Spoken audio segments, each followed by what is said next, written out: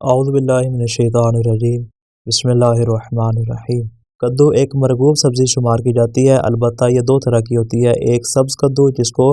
عام طور پر لوکی کہا جاتا ہے، اور دوسرا زرد کدو جس کو عام طور پر حلوہ کدو کہا جاتا ہے۔ انشاءاللہ اس ویڈیو میں ہم دونوں کے متعلق بیان کریں گے کہ دونوں کے متعلق احادیث معصومین کیا کہتی ہے اور ان کو کس طرح سے استعمال کرنا چاہیے۔ حدیث میں ہے کہ کدو انسان کے دماغ کو درست کرتا ہے، اس کے نظام کو ٹھیک کرتا ہے، اور اسی طرح انسان کی عقل میں اضافے کا موجب بھی بنتا ہے۔ امام موسیٰ کاظم علیہ السلام ارشاد فرماتے ہیں کہ رسول خدا نے اپنی وصیت میں جو آپ نے امیر المومنین علی ابن ابی طالب کو فرمائی تھی، ان وصیتوں میں سے آپ نے ایک جو بیان فرمائی وہ یہ تھی، کہا یا علی تم پر لازم ہے کہ تم کدو کا استعمال کرو کیونکہ یہ دماغ اور عقل کے اضافے کا موجب بنتا ہے۔ جب امام صادق علیہ السلام کے ایک صحابی نے کہا کہ مولا آپ کے جد امیر کائنات علی ابن ابی طالب نے ارشاد فرمایا کہ کدو کا استعمال کرو اس لیے کہ یہ دماغ کے لیے مفید ہے، تو مولا کیا یہ درست ہے؟ تو امام نے ارشاد فرمایا ہاں یہ درست ہے، بلکہ میں اس میں اضافہ کرتا ہوں کہ جس طرح یہ دماغ کے لیے مفید ہے ویسے ہی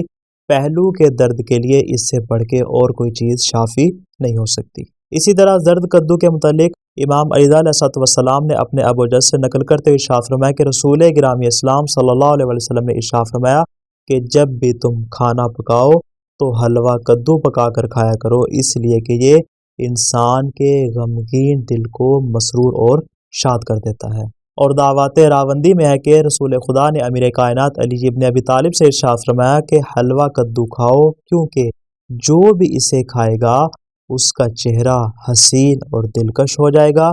یہ میری بھی غذا ہے اور مجھ سے پہلے آنے والے تمام انبیاء کی بھی غذا ہے۔ دعائے خالق دو عالم سے کہ وہ ہمیں ہر قسم کی بیماری سے محفوظ فرمائے۔ والسلام علیکم ورحمۃ اللہ وبرکاتہ۔